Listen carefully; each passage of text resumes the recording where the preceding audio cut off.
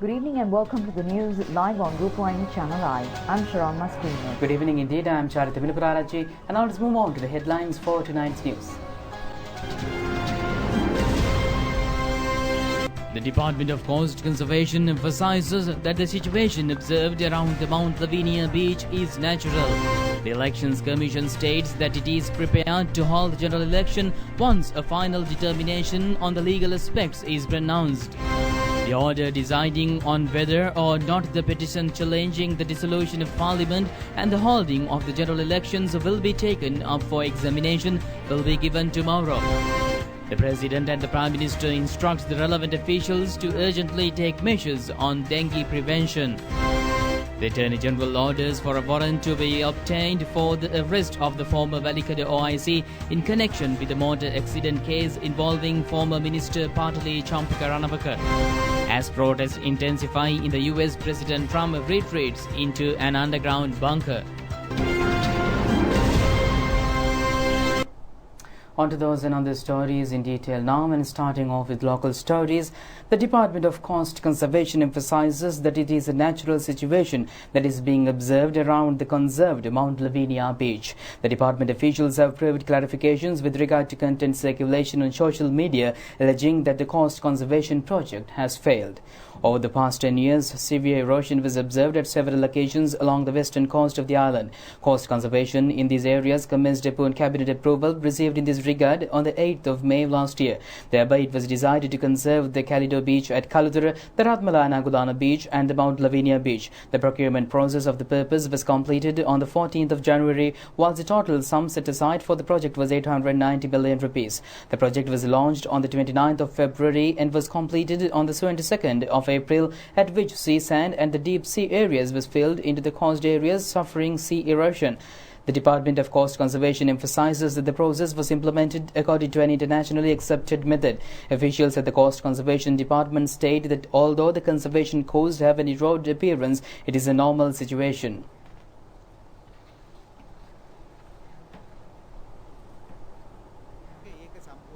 Chief Engineer of the Coast Conservation Department, Sujeev Ranavika, says the Coast Conservation project has been a success. He points out that the quantity of sand has not receded as some allege, but has shifted northwards. She says this sand has prevented coast erosion at the respective places.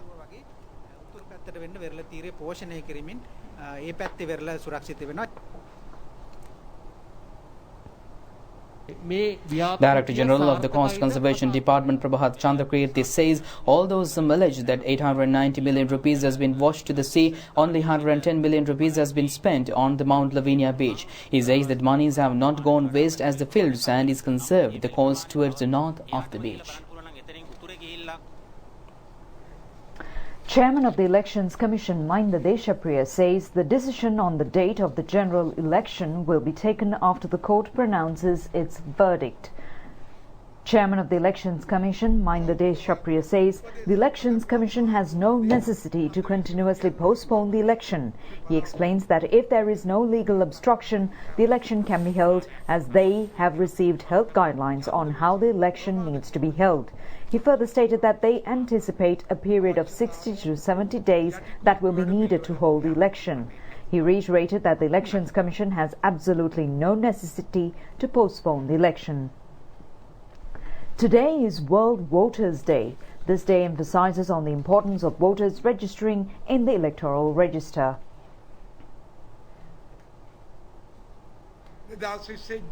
Chairman of the Elections Commission, Mahinda Deshapriya, says it is intended to provide the electoral enumeration form for every resident before the 31st of July this year. He explained that this year they hope to include a change.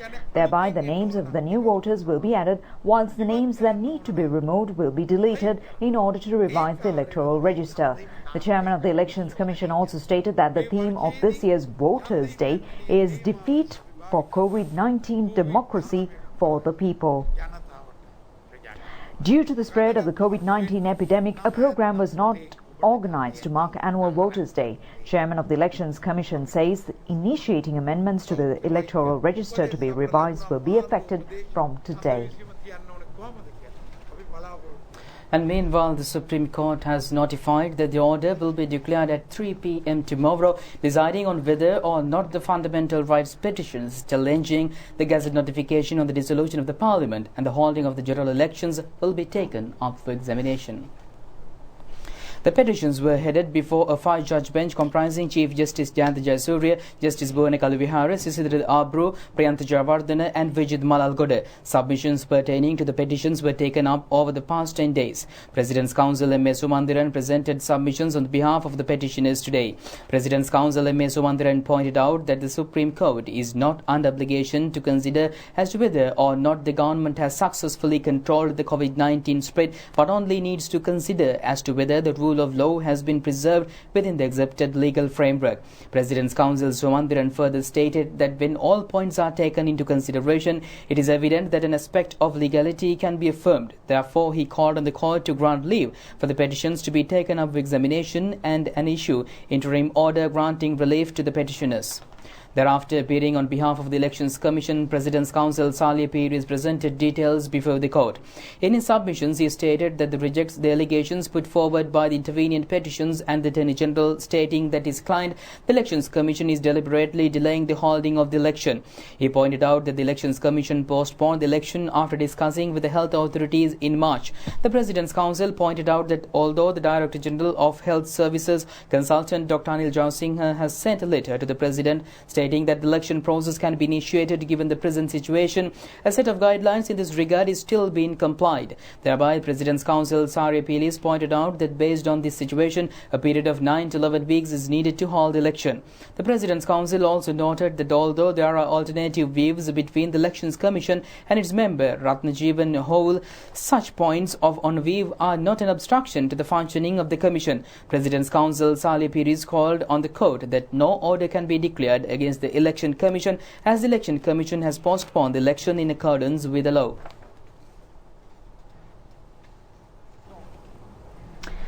A special ceremony was held today to mark the 150th anniversary of the medical faculty of the University of Colombo. Minister Dr. Bandula Gunawardena and Pavitra Vanyarachi were the chief guests. The ceremony was organized adhering to the health and safety guidelines. The ceremony was held at the premises of the Medical Faculty of the Colombo University with limited participants. The Medical Faculty of the University of Colombo has produced a large number of doctors to the health sector in the country and in the wake of the COVID-19 epidemic has rendered a notable service. President Gotabaya Rajapaksa issued a felicitation message to mark the anniversary and Dr. Bandula Gunawardena read out the message to the gathering.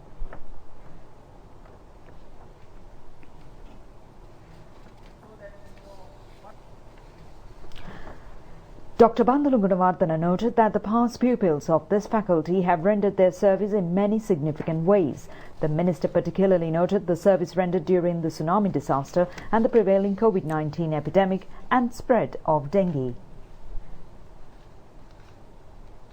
This medical school is one of the oldest medical schools in Asia. I am aware that alumni for this medical school has immensely contributed to recent epidemics of dengue and COVID-19. We need research data to support our decisions and for continuous professional development.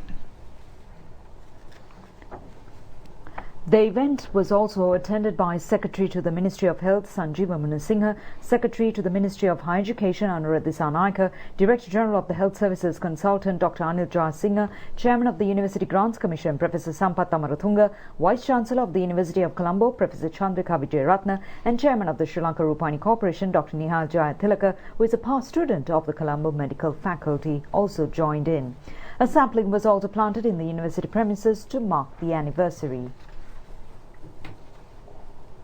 Meanwhile, President Gotabaya Rajapaksa and Prime Minister Mahinda Rajapaksa have instructed the health authorities, including the provincial governors and the local government councillors, to prepare for dengue prevention after the prevailing rainy weather pattern ceases. These instructions were given at a special discussions held at the Presidential Secretariat today. Annually, the highest number of dengue patients are reported from the Western Province.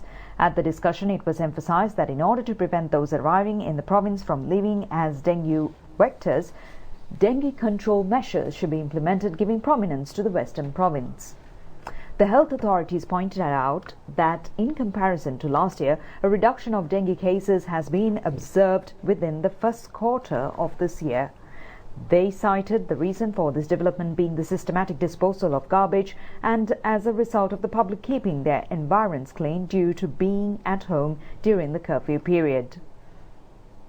Restricted movements between provinces was also another reason. The discussion it was emphasized on the importance of paying more attention to schools, hospitals, state institutions, religious sites and construction sites when cleaning campaigns are constructed. The decision on strictly enforcing law against groups that facilitate the spread of the dengue was reached. In addition, when a dengue patient is reported at a government or private hospital, public health inspectors and medical officers of health in the area should be made aware.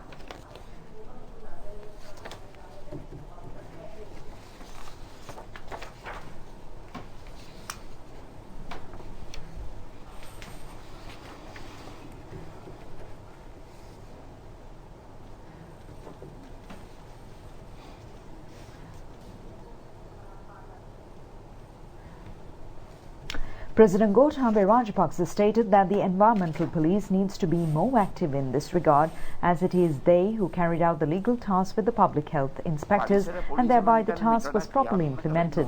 The president pointed out that in the past the collection of garbage took place properly due to the environmental police, as they used to monitor since the early hours of the morning whether the required head count of cleaning staff of the contract company are deployed. තමයි වැදගත් වෙන්නේ. ඇත්තටම දැන් ඉස්සර කුණු එකතු කිරීම යම් කිසි විදියකට ආවේ පරිසර පොලිසිය හන්දා.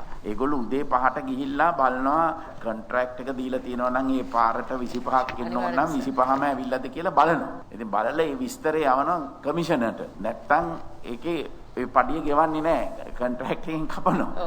ඉතින් ඒ ක්‍රමේ හින්දා තමයි සාර්ථක උනේ. හැබැයි අර පරිසර පොලිසිය නැති වුණයින් පස්සේ ඒවා වක් අඩු වුණා.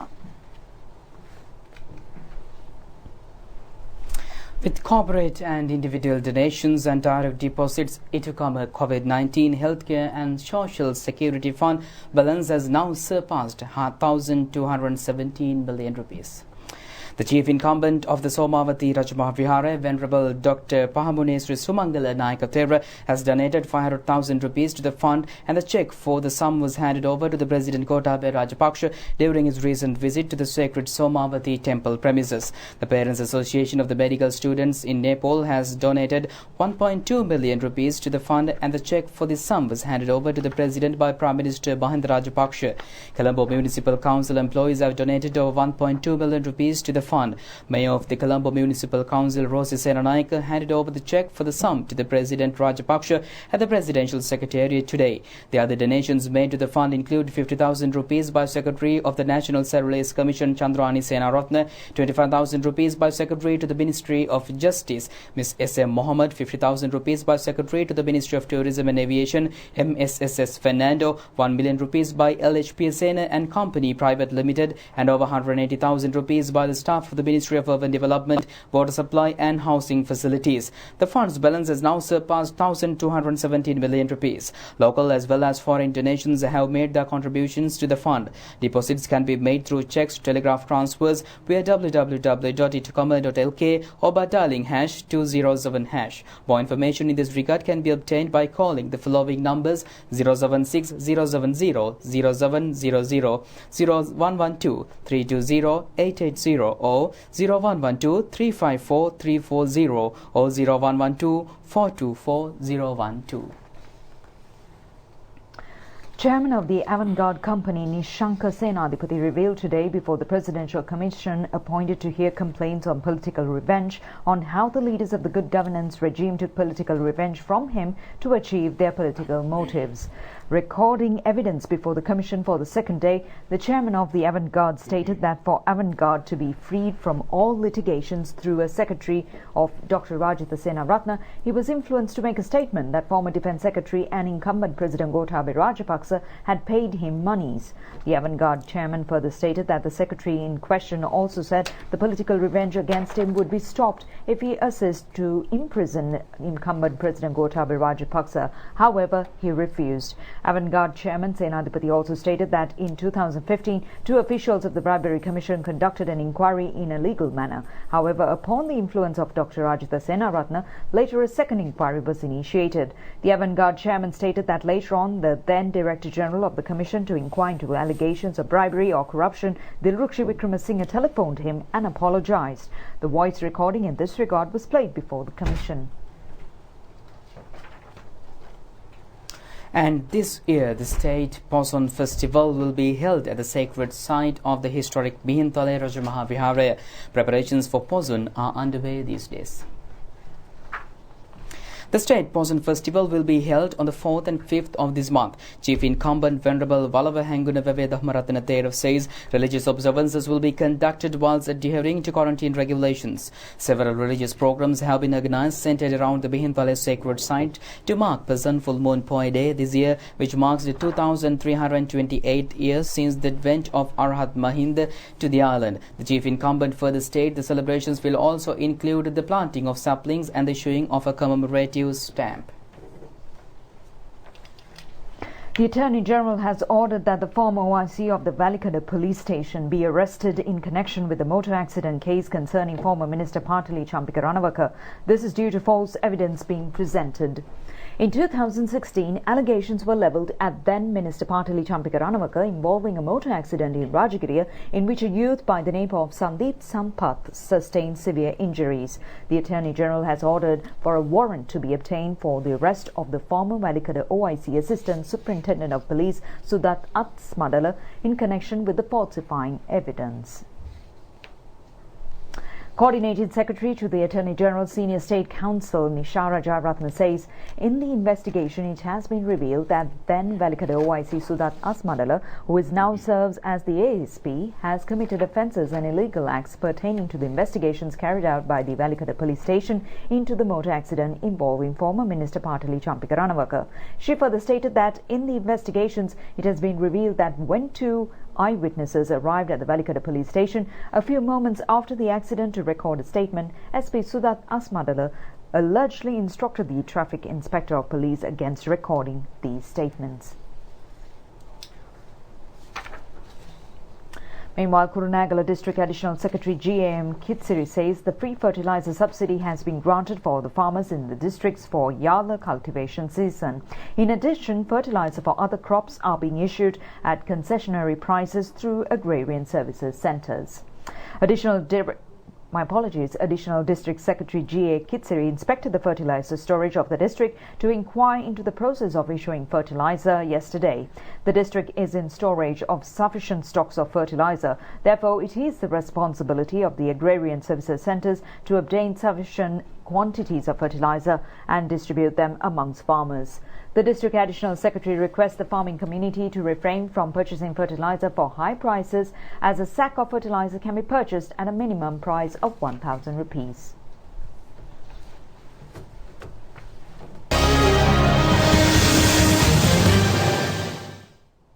And now in your sports update this evening, a selected group of 13 players of the Sri Lankan national cricket squad resumed their practices today. Professional cricket has been suspended all over the world due to the global COVID-19 pandemic. Prior to the practices, the players were provided with a series of instructions and guidelines, health authorities how to engage in their practices within a health protective framework during the sessions.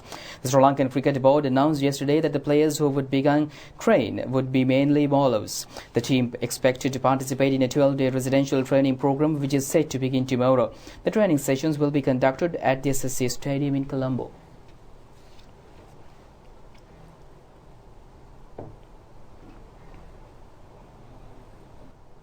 And with that, we conclude tonight's news. Do it just tomorrow at the very same time. Stay safe.